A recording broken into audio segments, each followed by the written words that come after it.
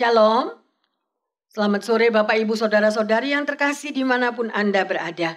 Kita masih berada di dalam suasana tahun baru. Saya percaya bahwa di tahun 2021 kita lebih kuat lagi daripada di tahun yang 2020. Semua perjalanan hidup sudah kita lampaui, suka dan duka di tahun 2020, bahkan hal-hal yang mengagetkan sudah mampu kita jalani. Oleh karena itu bersama dengan Tuhan Yesus kita akan lebih kuat lagi. Ya, bersukacita terus, tetap semangat, dan iman kita akan diperbaharui hari demi hari bersama Tuhan Yesus. Mari di dalam kesempatan yang indah dan luar biasa ini kita mau bersukacita, memuji, menyembah Tuhan karena kita sudah merasakan kasih dan anugerah Tuhan yang setia menopang hidup kita semuanya. Ya, mari kita satukan hati, kita mau memuji dengan penuh sukacita. Mari Bapak Ibu Saudara.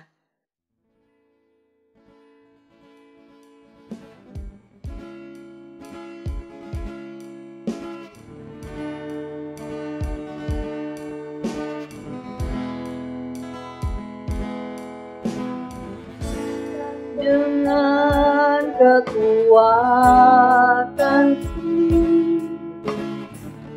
dapat jalani hidupku tanpa Tuhan yang di sampingku. Ku tak mampu sendiri, benar Tuhan. Engkaulah kuatku yang menopangku. Pandang wajah-Mu dan berseru, pertolonganku datang dari-Mu. Amin. Peganglah tanganku, jangan lepaskan, lah harapan dalam hidupku. Pandang wajah-Mu dan berseru, benar Tuhan, pertolonganku datang dari-Mu. Peganglah tanganku, jangan lepaskan, lah harapan dalam hidupku. Benar Tuhan. Kau ada bersamaku, bisa musim hidupku. Benar Tuhan, tak pernah Kau biarkan ku sendiri.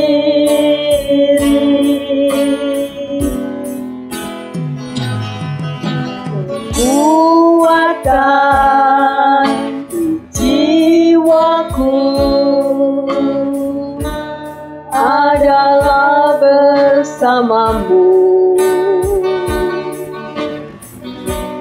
Tak pernah ku ragukan kasih-Mu. Mari Bapak Ibu Saudara-saudari terkasih, biarlah lagu ini menjadi doa bagi setiap kita. Bersama-Mu Bapa, ku lewati semua. Amin. Perkenanan-Mu yang teguhkan hatiku, benar Yesus. Engkau yang bertindak, haleluya, pertolongan, amin. Anugerah-Mu besar melimpah bagiku. Amin, amin. bersamamu Bapa. Haleluya. Lewati semua. Kami mampu hanya karena Engkau Tuhan. Kami dapat hanya karena anugerah-Mu ya Tuhan. Teguhkan hatiku, terima kasih Yesus. Engkau yang bertindak, memberi pertolongan, yes Lord. Anugerah-Mu besar, melimpah bagiku.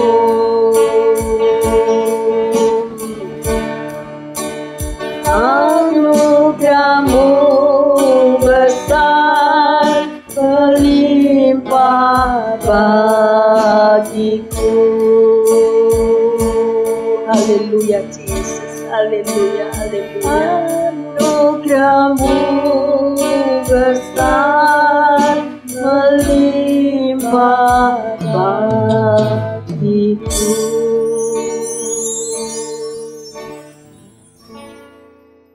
Terima kasih Bapa dalam surga. Di dalam suasana tahun yang baru ini, Engkau selalu memberi kekuatan baru bagi kami semua. Karena Engkau selalu ada di dalam setiap musim kehidupan kami Bapa. Dan kami percaya di tahun 2021 ini Tuhan, Engkau tidak akan izinkan kami berjalan sendiri. Engkau akan memberikan kekuatan yang baru. Roh Kudus senantiasa menyertai kehidupan umat-Mu. Urapi setiap pendengar firman-Mu Tuhan, dimanapun mereka berada. Dan juga hamba-Mu yang saat ini menyampaikan sabda-Mu. Biarlah firman ini boleh menjadi berkat dan kekuatan bagi kami semuanya. Terima kasih Tuhan Yesus. Terima kasih Roh Kudus. Kami sudah memasuki tahun 2021. Berjalan bersama Sang Juru Selamat. Terima kasih. Di dalam nama Tuhan Yesus kami berdoa dan bersyukur. Haleluya. Amin. Bapak, Ibu, Saudara-saudari yang terkasih, dimanapun Anda berada, ya, saya percaya kalau Anda dan saya bisa menyelesaikan di tahun 2020 yang lalu, maka kita memasuki tahun 2021, kita memiliki iman yang lebih kuat lagi. Karena kita percaya Tuhan yang pegang kendali di dalam hidup Anda dan saya. Dia yang berdaulat penuh untuk seluruh kehidupan Anda di tahun 2021. Dia tidak akan meninggalkan umatnya. Ada amin? Haleluya. Ya. Bapak, Ibu, Saudara-saudari yang terkasih. Saya percaya bahwa setiap daripada kita pasti mempunyai pergumulan dan pengharapan. Ya. Kita senantiasa berharap pada tahun 2021 ini sesuatu yang baik terjadi. Mungkin kita mempunyai kerinduan, biarlah COVID-19 ini akan berlalu dengan segera. Ya. Dan pergumulan dan pengharapan ini juga tertulis di dalam Mazmur 73 ayat 1 sampai 28. Ya. Dan penulis daripada Mazmur ini adalah seseorang yang bernama Asaf. Dia bergumul dengan sebuah persoalan doktrinal dan praktis yang pelik. Ya.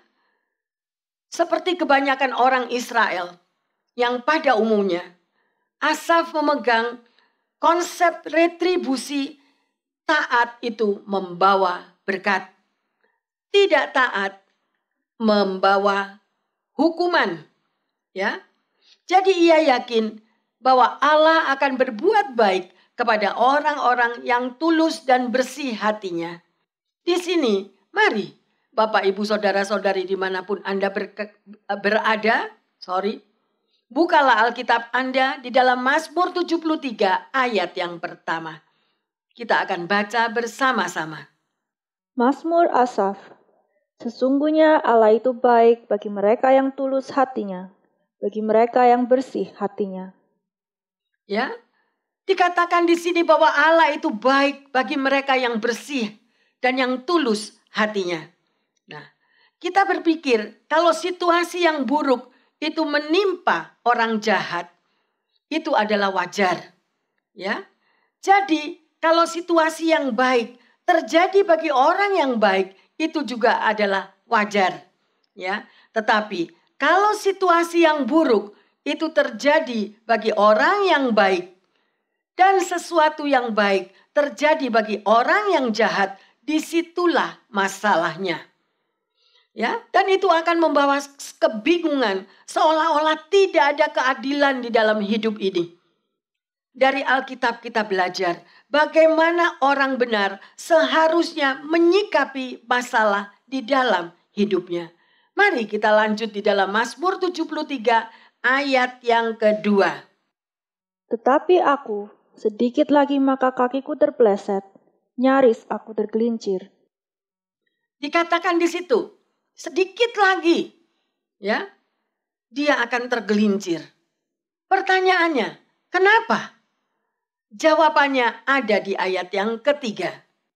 Sebab aku cemburu pada pembual-pembual, kalau aku melihat kemujuran orang-orang fasik.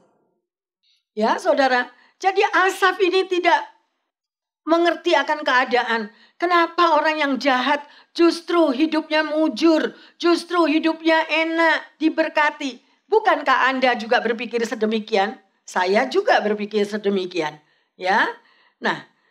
Dan kenyataannya banyak di dalam kehidupan ini yang kita tidak mengerti. Dan ketidakadilan itu sungguh nyata terjadi. Contohnya, ada seseorang yang bernama Walker Rauf. Dia yang seharusnya bertanggung jawab atas pembunuhan 250.000 orang dimasukkan di dalam kamar gas. Dan surat pernyataan yang sudah dikeluarkan bahwa Walker sebagai orang yang bebas dan tidak bersalah. Ya. Walker sebagai orang yang bebas sedemikian dan dia menikmati hidupnya sampai di usia yang ke-77 tahun. Ya. Karena pada waktu setelah kejadian itu dia pergi dan tinggal di South Africa. Menetap di sana, saudara, hukum tidak mengejar dia. Dan itu merupakan sebuah ketidakadilan yang terjadi. Ya. Oleh karena itu, kalau Asaf justru melihat banyak orang fasik yang sehat, makmur, dan berhasil dalam kehidupannya, dia merasakan tidak adil semuanya itu. Ya. Bagaimana saudara dan saya? Kalau kita melihat ketidakadilan terjadi di sekeliling kita. Mari, Alkitab akan mengajarkan kepada saudara dan saya. Sebaiknya kita berfokus pada Tuhan. Kalau kita melihat semua yang tidak adil tersebut. Ada 3 hal yang saudara dan saya harus tahu. Ya, di Mazmur 73 ini. Yang pertama, periksalah pandangan kita. Pikiran kita, ya, itu tertera di dalam Mazmur 73 ayat yang pertama sampai yang ke-15. Yang kedua, sesuaikan pandangan kita, pikiran saudara dengan saya, sesuai tidak dengan firman Tuhan. Itu juga tertulis di dalam Mazmur 73 ini, ayat 16 sampai 22, Anda baca sendiri di rumah. Dan yang ketiga, perluaslah pandangan atau pikiran kita. Ya. Itu juga Anda bisa baca di dalam Mazmur 73 ayat 23 sampai 28. Nah, bagaimana caranya? Mari kita mulai melihat. Kita hayati. Kita baca di dalam Mazmur 73 ayat yang keempat sampai yang ke-7. Sebab kesakitan tidak ada pada mereka, sehat dan gemuk tubuh mereka. Mereka tidak mengalami kesusahan manusia, dan mereka tidak kena tulah seperti orang lain. Sebab itu mereka berkalungkan kecongkakan dan berpakaian kekerasan. Karena kegemukan kesalahan mereka menyolok, hati mereka meluap-luap dengan sangkaan. Di sini pandangan mata Asaf tertuju kepada orang lain. Dia melihat apa yang diperbuat oleh orang lain tersebut. Dan itu yang membuat hatinya Asaf tidak ada damai, ya, tidak adil, ya. Mari kita lanjut di dalam Mazmur 73 ayat ke-8 sampai yang ke-11. Mereka menyindir dan mengata-ngatai dengan jahatnya. Hal pemerasan dibicarakan mereka dengan tinggi hati. Mereka membuka mulut melawan langit, dan lidah mereka membual di bumi. Sebab itu orang-orang berbalik kepada mereka, mendapatkan mereka seperti air yang berlimpah-limpah. Dan mereka berkata, bagaimana Allah tahu hal itu? Adakah pengetahuan pada yang maha tinggi? Ya saudara, itulah pergumulan daripada Asaf. Bagaimana mereka bisa mengatakan yang demikian? Mereka begitu sombong, seperti seorang penguasa yang tidak berakal budi. Ya, Bapak Ibu saudara-saudari yang terkasih, inilah pergumulan kita selama kita hidup di dunia. Kita melihat banyak-banyak ketidakadilan terjadi di sekeliling kita. Dan itulah yang disebut orang-orang fasik. Mari kita lihat Mazmur 73 ayat yang ke-12 sampai ke-15. Sesungguhnya itulah orang-orang fasik. Mereka menambah harta benda dan senang selamanya. Sia-sia sama sekali aku mempertahankan hati yang bersih dan membasuh tanganku tanda tak bersalah. Namun sepanjang hari aku kena tulah dan kena hukum setiap pagi. Seandainya aku berkata, aku mau berkata-kata seperti itu, maka sesungguhnya aku telah berkhianat pada angkatan anak-anakmu. Kalau kita melihat cerita daripada kata-kata daripada Asaf ini tadi, dia benar-benar stres. Dia benar-benar frustasi karena dia melihat sekelilingnya itu nggak masuk seperti di akalnya. Ya, rasanya sungguh-sungguh benar perlakuan mereka itu, hidup mereka itu tidak adil ya saudara. Kadang kita juga bisa mengatakan sedemikian. Apa gunanya aku berbuat baik? Toh semua sekelilingku berbuat jahat. Apakah aku masih perlu mengikuti perintah Tuhan? Aku berbuat jujur, setia kepada Tuhan, setia kepada keluargaku, bekerja keras dengan baik, tetapi lihat orang lain. Mereka korupsi, tidak setia kepada keluarganya, tetapi hidupnya begitu enak, begitu mewah, glamur. Inilah yang dirasakan oleh Asaf di Mazmur 73 ini. Ya, dia memikirkan, dia berkata kepada dirinya sendiri, hingga hari ini aku hidup jujur, tapi sampai pada hari ini pun aku masih mengalami masalah. Ya, itu pada ayat 14. Ya. Kemudian juga pada ayat yang ke-15. Ya, di sini kita bisa melihat pada Asaf. Apa pikiran kita mendengar semua kata-kata Asaf? Yang pertama, kita melihat bahwa Asaf itu memandang siapa dirinya. Ya. Dan kemudian yang kedua, dia memandang apa yang terjadi di sekelilingnya. Gitu. Ya, jadi dia itu jengkel, dia itu frustasi, ya saudara. Bapak Ibu pernah dengar cerita tentang orang buta yang dibawa ya kepada seekor gajah untuk menilai seperti apa pendapat mereka tentang binatang gajah itu. Dan orang-orang buta ini diizinkan untuk memegang daripada tubuh daripada gajah ini. Ya, orang yang pertama memegang ekor daripada gajah itu dan menyebutkan, oh, gajah ini nyatanya seperti tali. Karena yang dia pegang adalah ekornya. Ya, saudara. Dan yang kedua, orang ini memegang badan gajah dan mengatakan, tahu aku sekarang bahwa gajah itu seperti tembok. Dia bilang, ya, karena dia pegang badannya gajah. Orang yang ketiga, dia memegang kaki gajah dan menjawab, "Oh, gajah ini seperti pohon." Ya. Orang yang keempat memegang telinga gajah dan telinga itu bergerak. Dia berkata, "Oh, gajah ini seperti kipas angin." Ya. Orang yang kelima memegang hidung daripada gajah yang panjang itu. Dia berkata, "Gajah ini seperti ular ya." Dan orang yang keenam memegang dari gading gajah itu.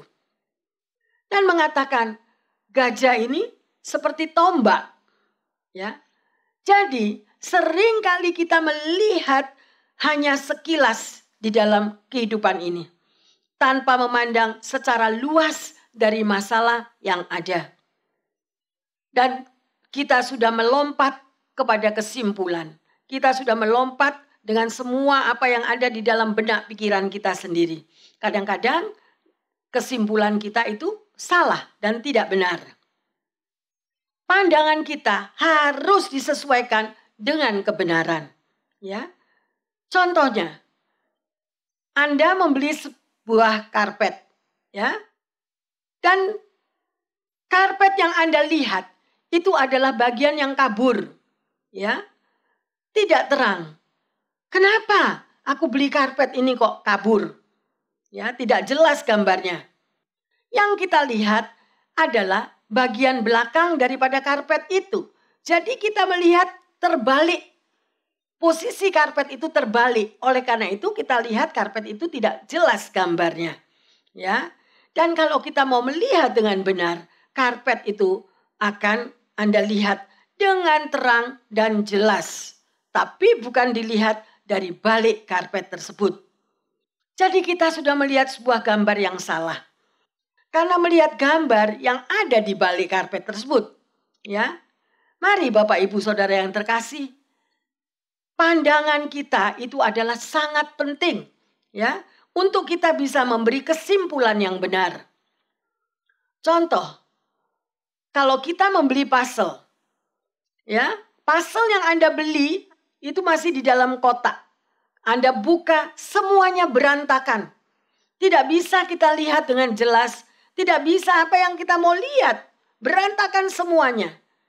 Tetapi kalau kita sudah mengerjakan puzzle tersebut hingga selesai, maka akan melihat betapa indahnya puzzle yang kita beli itu. Betapa indah pemandangan atau apa aja yang kita beli. Yang terdiri daripada puzzle-puzzle yang harus Anda kerjakan. Demikianlah juga di dalam perjalanan hidup saudara dan saya. Ya. Hari ini mungkin kita tidak mengerti akan masalah hidup yang terjadi. Seperti kabut di depan kita. Ya. Hari ini mungkin kita tidak mengerti apa yang akan terjadi di tahun 2021 ini. Ya. Tapi satu hari nanti saudara akan melihat bahwa campur tangan Tuhan di dalam kehidupan Anda dan saya akan membuat indah semuanya. Ya. Telitilah bagaimana kita memandang masalah tersebut. Seringkali kita melihat sekali lagi dari pandangan yang tidak benar. Ya. Mari kita lihat. Ada T perspektif. Ya, TIE perspektif. Ya, yaitu thinking, emotion, dan action. Pandangan kita akan mempengaruhi pikiran kita. Pikiran kita akan mempengaruhi emosi kita. Dan emosi kita akan mempengaruhi tindakan kita. Camkanlah akan hal itu. Ya. Dan ini adalah kunci jawabannya di Mazmur 73 ayat 16 dan 17. Tetapi ketika aku bermaksud untuk mengetahuinya, hal itu menjadi kesulitan di mataku. Sampai aku masuk ke dalam tempat kudus Allah dan memperhatikan kesudahan mereka. Ya, saudara, ini adalah kunci dari semuanya. Ini adalah kunci balik dari semuanya. Pada waktu Anda dan saya stres, pada waktu kita frustasi, tidak mengerti akan keadaan ini, tidak mengerti mengapa COVID-19 harus terjadi, tidak mengerti kenapa orang-orang yang kami kasih sudah dipanggil Tuhan. Ya, tetapi apa yang tadi sudah kita dengar dan baca, ya, kalau kita menilai masalah itu begitu sempit dengan pikiran kita yang sangat duniawi, ya, Tuhan akan menolong saudara dan saya untuk kita bisa memiliki pandangan yang luas. Kuncinya apa Bapak Ibu yang terkasih? Surrender. Jangan berontak. Pada waktu kita mengalami badai masalah, pada waktu kita melihat kiri kanan kita, pada waktu apa yang ada di depan kita itu kabut, kita tidak bisa melihat apa-apa. Kita datang kepada Tuhan dan kita katakan, I don't understand, Lord. Saya tidak mengerti, Tuhan. But I trust you. Tetapi aku percaya kepadamu. Itu lebih baik, Bapak Ibu yang terkasih. Jadi kalau ada sesuatu yang Anda dan saya tidak mengerti di dalam perjalanan hidup ini, kita berbicara kepada Tuhan dengan terus terang. Tuhan, aku tidak mengerti. Tetapi aku percaya kepadamu. Amin. Luar biasa Tuhan kita. Jadi kepercayaan Anda jangan sampai berkurang ya di dalam Tuhan. Pada ayat yang ke-17 dikatakan, sampai aku masuk di dalam tempat kudus Allah. Sampai kita masuk. Kalau kita belum masuk, kalau kita tidak mau masuk di dalam tempat kudus Allah, berarti kita tidak mau menyerah.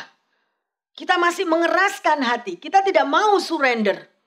Tetapi kalau kita sudah masuk di dalam tempat kudusnya Allah, berarti kita menyerah. Kita berserah total. Tuhan, aku tidak sanggup.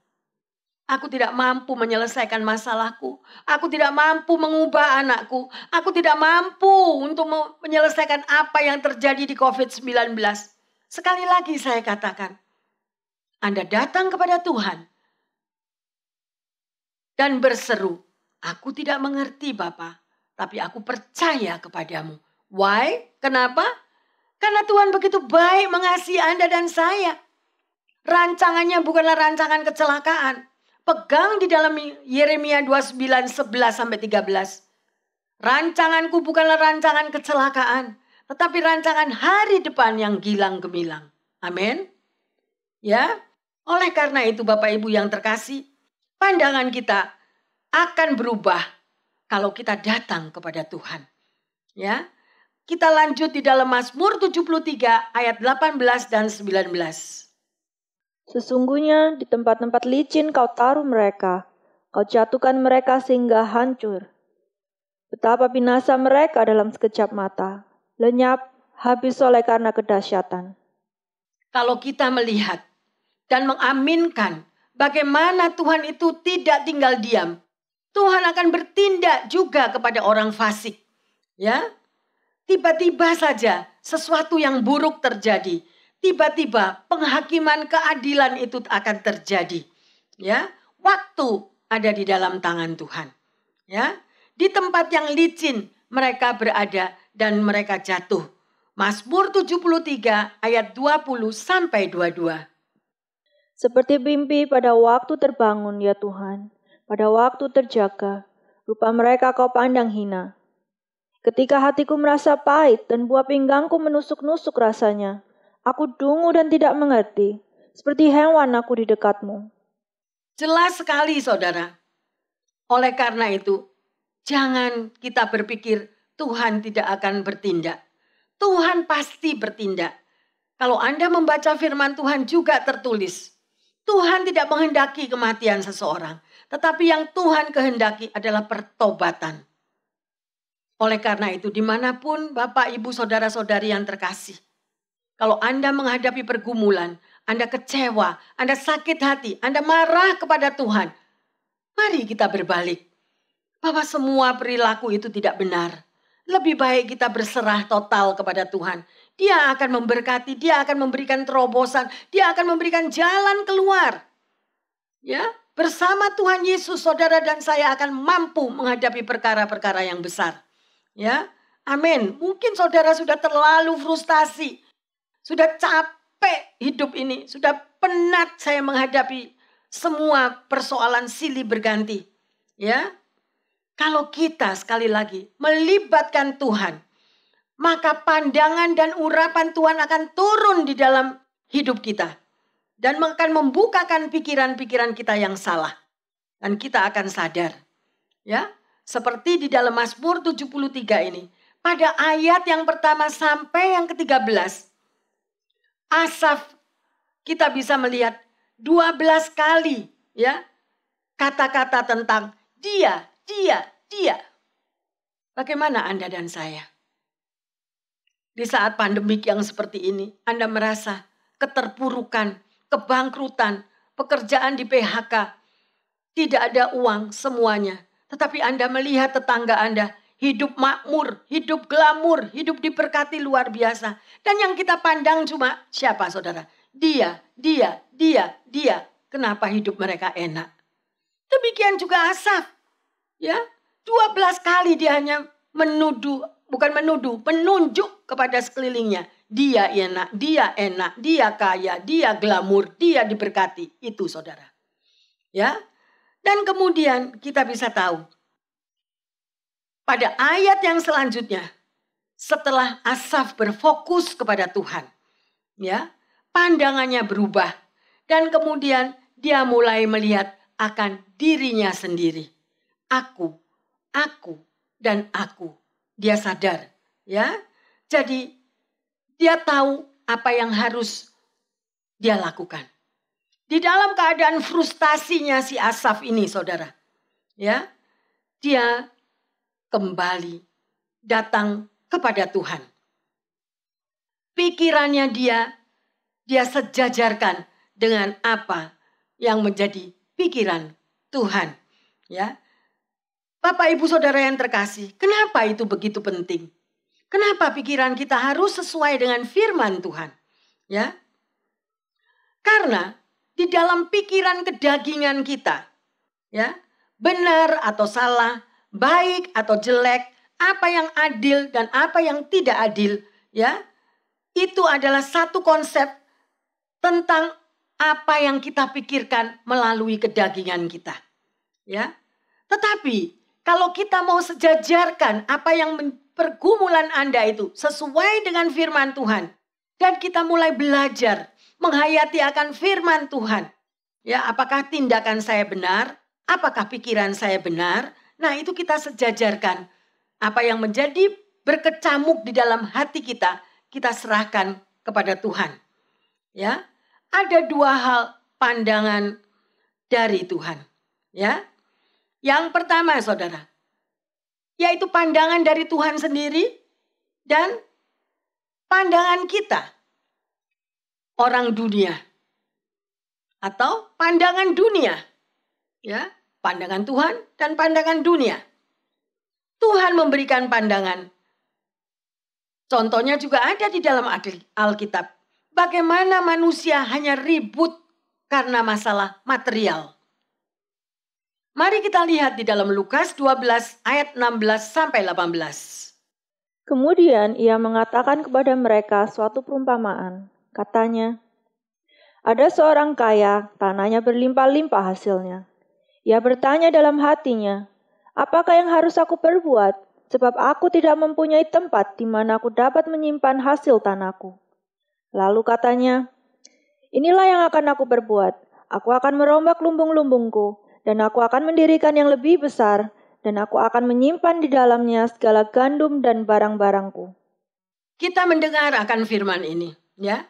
Orang ini pandai karena dia mempunyai pandangan bagi kehidupan di masa depannya. Dia memikirkan akan hidup selanjutnya.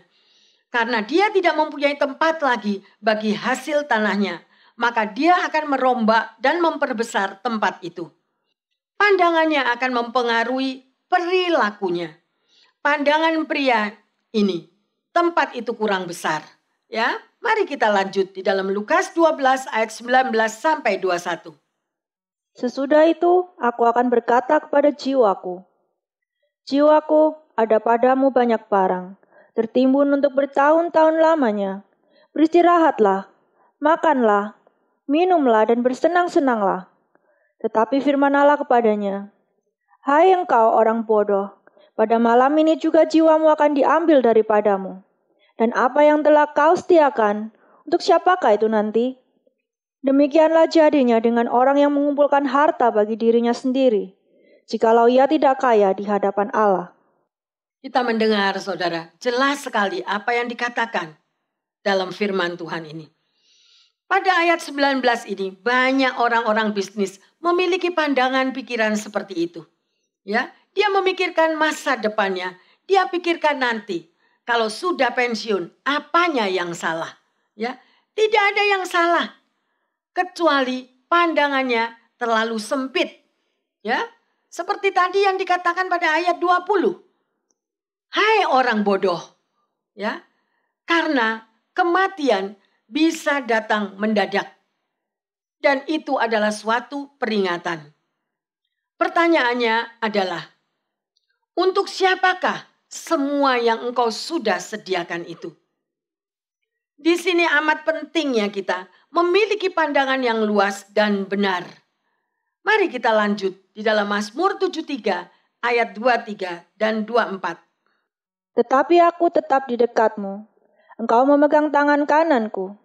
Dengan nasihatmu engkau menuntun aku, dan kemudian engkau mengangkat aku ke dalam kemuliaan.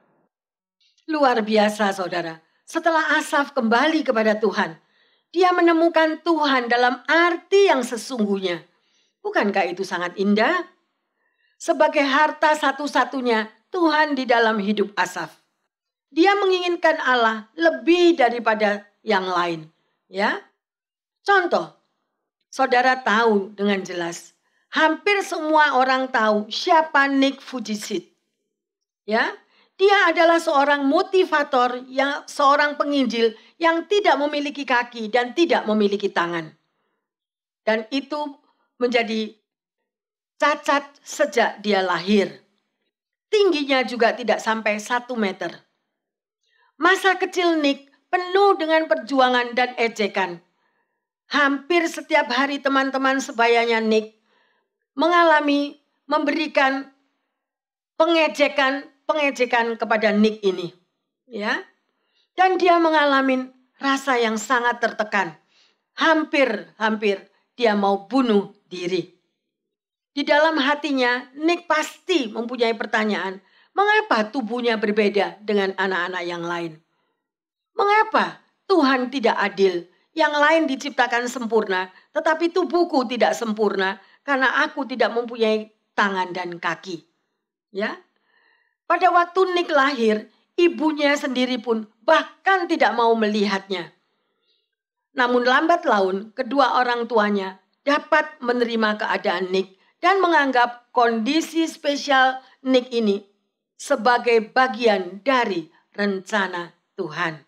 Ya, dalam usia yang ke-17, Nick yang merasa hidupnya tidak ada artinya, ibunya menemukan sebuah artikel di sebuah surat kabar yang meliput tentang seorang pria dengan kondisi fisik yang lebih parah daripada Nick.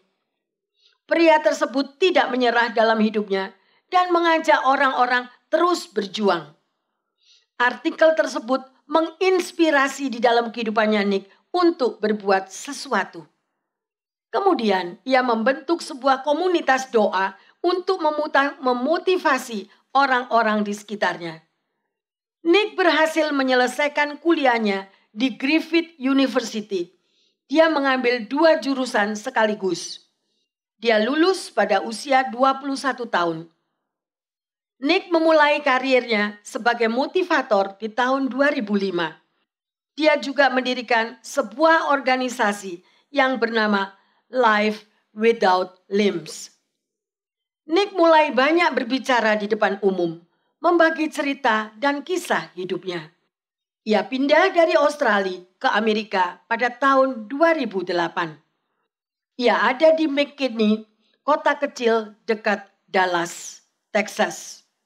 Dan ia bertemu dengan seorang wanita yang bernama Kanai Miyahara. Dan setelah 4 tahun mereka berhubungan, mereka menikah. Sekarang Nick dan istrinya dikaruniai 2 putra dan putri kembar.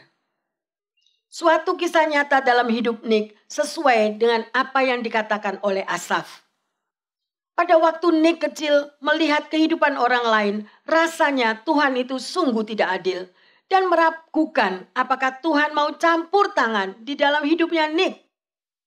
Tetapi setelah mengalami proses bertahun-tahun, dia menyadari ada maksud Tuhan yang indah di dalam hidupnya. Disitulah Nick mengalami perubahan total. Bagaimana Anda dan saya? Pada waktu Anda melihat ketidakadilan di sekeliling kita, kemudian kita melihat keadaan diri kita sendiri yang mengalami banyak tantangan. Ya, mari kita lihat di dalam ayat 21 sampai yang ke-25. Ketika hatiku merasa pahit dan buah pinggangku menusuk-nusuk rasanya, aku dungu dan tidak mengerti, seperti hewan aku di dekatmu. Tetapi aku tetap di dekatmu, engkau memegang tangan kananku. Dengan nasihatmu engkau menuntun aku, dan kemudian engkau mengangkat aku ke dalam kemuliaan. Siapa gerangan ada padaku di surga selain engkau? Selain engkau tidak ada yang kuingini di bumi. Apakah saudara dan saya berpendapat seperti Asaf? Selain Tuhan, tidak ada yang kita ingini di dunia ini. Ingatlah Bapak Ibu Saudara-saudari yang terkasih, dunia ini bukanlah tempat tinggal kita. Tuhan sudah menyediakan tempat tinggal yang indah di surga, asal kita mentaati apa yang tertulis di dalam firman-Nya. Ada kehadiran Tuhan, saudara, di dalam kehidupan kita. Demikian juga setelah Nick bertemu secara pribadi dengan Tuhan. Ya, dia sadar bahwa Tuhan mempunyai rancangan yang indah dalam hidupnya. Perhatikan kembali di dalam Mazmur 73 ayat 25 dan 26. Siapa gerangan ada padaku di surga selain engkau? Selain engkau tidak ada yang kuingini di bumi. Sekalipun dagingku dan hatiku habis lenyap, gunung batuku dan bagianku tetaplah Allah selama-lamanya. Haleluya, amin. Saya berharap Anda memasuki tahun 2021, kita juga bisa berbicara sedemikian rupa. Bahwa tahun 2021 ini adalah tahun penyertaan Tuhan di dalam hidup Anda dan saya. Tidak ada pertolongan yang lebih dahsyat dan lebih heran daripada pertolongan Tuhan Yesus. Amin. Ya. Sekalipun semua yang di sekeliling kita itu hancur dan lenyap, Allah tetap menjadi perlindungan umat-Nya. Milikilah keintiman dengan Tuhan Yesus. Kesimpulannya, siapa gerangan ada padaku di surga selain Engkau ya Tuhan? Yang paling berharga adalah Yesus, saudara. Tidak ada lagi yang lain. Ya, tidak ada yang sebanding dengan Tuhan. Semoga kita menyadari akan hal itu. Semua yang ada di muka bumi ini hanya sementara. Ya. Kita bisa melihat jaminan apa yang ada di bumi ini yang bisa membuat Anda dan saya hidup tenang. Tidak ada satupun jaminan yang membuat kita hidup damai sejahtera. Ya, dunia tidak bisa menjamin kita. Ya, uang, sertifikat, saham, kekayaan, ya, bahkan saat ini pun saudara, banyak orang-orang miliarder, bilioner, mereka mengalami juga keterpurukan. Ya, semua yang ada di bumi ini akan berakhir. Cuma Tuhan yang tetap ada, yang mengasihi saudara dan saya. Lanjut pada ayat 27 dan 28. Sebab sesungguhnya siapa yang jauh daripadamu akan binasa. Kau binasakan semua orang yang berzina dengan meninggalkan engkau. Tetapi aku suka dekat pada Allah. Aku menaruh tempat perlindunganku pada Tuhan Allah, supaya dapat menceritakan segala pekerjaannya. Amin. Sungguh indah saudara. Ya, lebih baik kita dekat dengan Allah supaya kita bisa menceritakan bagaimana kebesaran Tuhan itu campur tangan dalam hidup kita. Tuhan adalah tempat perlindungan kita. Ini adalah sangat penting. Pandangan yang benar adalah pandangan yang dari Tuhan Yesus. Ingatlah, sekali lagi saya katakan bahwa pandangan kita akan mempengaruhi pikiran kita. Dan pikiran kita akan mempengaruhi emosi kita. Dan emosi kita akan mempengaruhi tindakan kita. Mari kita memasuki tahun 2021. Camkanlah akan 3 hal ini supaya saudara dan saya tidak salah melangkah. Ya. Sekali lagi, kalau kita melihat kehidupan yang tidak adil di sekeliling kita, fokuslah kepada Tuhan. Ya. Tuhan Maha baik, Maha pengasih, Maha penyayang. Ya, kita mau libatkan Tuhan seperti Asaf. Ya, teruslah mendekat kepada Tuhan. Dan biarlah Tuhan yang menuntun hidup Anda dan saya. Ya, milikilah hati yang menginginkan Allah di atas segala-galanya. Maka Tuhan akan membuat kita memahami rancangannya yang indah dari segalanya yang ada di muka bumi ini. Pertanyaannya, mengapa kita perlu memilih Allah dibandingkan dengan segala sesuatu yang di muka bumi? Dan bagaimana kita dapat menjadikan Allah sebagai satu-satunya yang kita inginkan di bumi ini? Saudara, sebelum kita tutup di dalam firman Tuhan ini, bacalah Mazmur 73 ayat 24 dan 25 yang merupakan ayat emas di awal Januari, masih di dalam suasana tahun baru. Ya. Dengan nasihat-Mu, Engkau menuntun aku, dan kemudian Engkau mengangkat aku ke dalam kemuliaan. Siapa gerangan ada padaku di surga selain Engkau? Selain Engkau tidak ada yang kuingini di bumi. Bapak, Ibu, saudara-saudari yang terkasih, meteraikan firman Tuhan pada ayat 24 dan 25 ini. Peganglah ini untuk seluruh perjalanan hidup kita di tahun 2021 ini. Sungguh indah. Ya, kita mau meteraikan dan kita mau tanam di dalam hati kita yang paling dalam. Kita tidak akan takut lagi karena Tuhan sendiri yang menyertai perjalanan hidup saudara dan saya. Ingatlah akan janji Tuhan, ya, saat Anda tidak mengerti, saat Anda tidak tahu apa yang harus Anda lakukan, kita percaya ada pelangi kasih Yesus yang menyertai hidup kita semuanya. Buka hatimu, kita akan menyembah bersama-sama.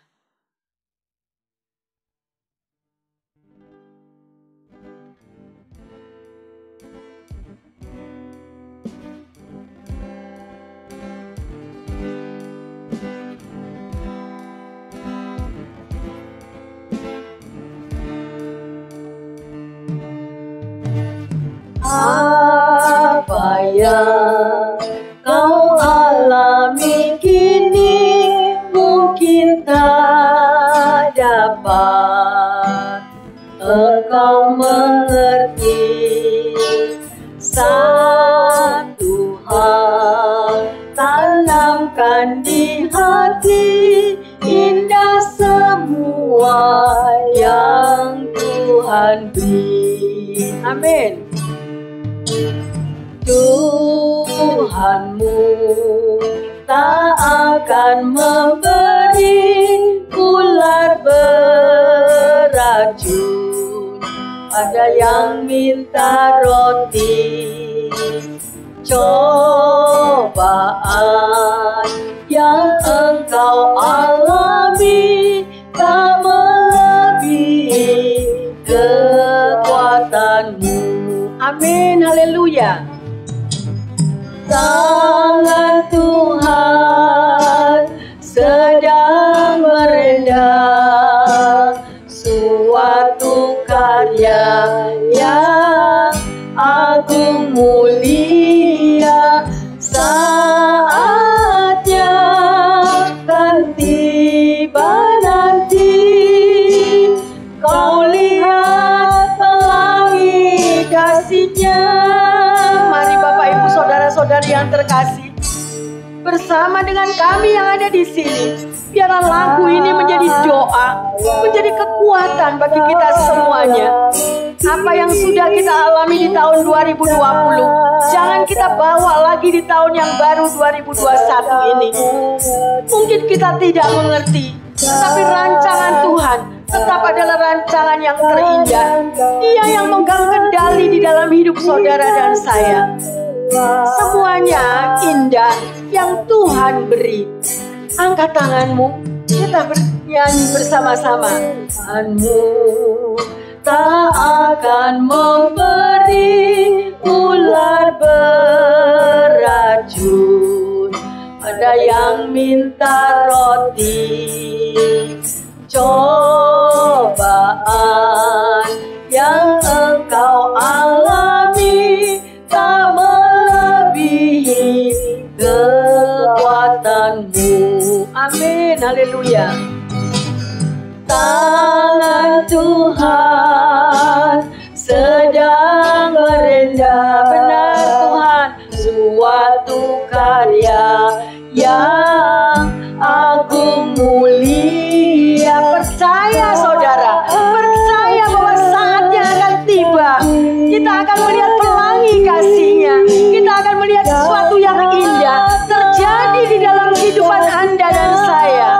Tangan Tuhan, tangan Tuhan sedang merendah. Amin. Suatu karya yang agung mulia, saatnya kan tiba nanti. Kau lihat pelangi kasih-Nya saatnya. Kau lihat pelangi kasih-Nya. Benar saudara, kita akan melihat pada saatnya. Kita akan melihat pelangi kasih-Nya. Terima kasih Tuhan. Terima kasih, saatnya akan tiba nanti Tuhan. Karena Engkau yang pegang kendali di dalam kehidupan umat-Mu. Engkau yang berdaulat atas seluruh muka bumi ini ya Tuhan. Kita akan melihat pelangi kasih Tuhan. Yaitu janji-Nya pasti akan digenapi. Terima kasih Bapa dalam surga. Terima kasih untuk firman-Mu yang sudah menjamah kepada setiap umat-Mu. Dimanapun kami berada, dimanapun mereka berada. Memang benar ya Bapa, banyak yang tidak dapat kita mengerti di dalam hidup ini. Tetapi satu hal, kami mengenal Engkau. Dan itu Tuhan, sesuatu yang sangat penting. Bahwa Engkaulah Tuhan dan Juru Selamat di dalam kehidupan kami, umat-Mu. Kami percaya, pengurapan-Mu akan turun kepada kami. Dan kami akan mengerti pandangan pikiran yang ada di dalam setiap kami akan berubah ya Tuhan. Kalau kami melibatkan Engkau. Oleh karena itu Bapak Ibu yang mendengarkan firman Tuhan di sini juga berdoa bersama kami Bapak. Biarlah pergumulan mereka, biarlah pengharapan mereka juga mereka letakkan di dalam nama Tuhan Yesus di tahun 2021 ini. Terima kasih ya Tuhan Yesus. Terima kasih. Kami berdoa bersama-sama. Dan kami percaya pikiran kami sudah diperbaharui. Kehidupan yang baru akan menjadi bagian di dalam kehidupan umat-Mu semuanya. Terima kasih Tuhan. Kami tetap berjalan bersama Engkau. Kalau kami mampu memasuki tahun 2021, kami juga akan mampu sampai mengakhiri di akhir tahun 2021 dengan kemenangan, dengan pengharapan, dengan sukacita dan damai sejahtera Tuhan Yesus. Karena itu adalah janji Tuhan. Dan kami mau bersyukur dan bersyukur bahwa Tuhan Yesus tidak pernah meninggalkan umat-Nya. Di dalam nama Tuhan Yesus, kami berdoa dan mengucap syukur. Yang percaya dan merasakan urapan yang baru, menyempurnakan di dalam pikiran kita, mengatakan amin, amin, amin.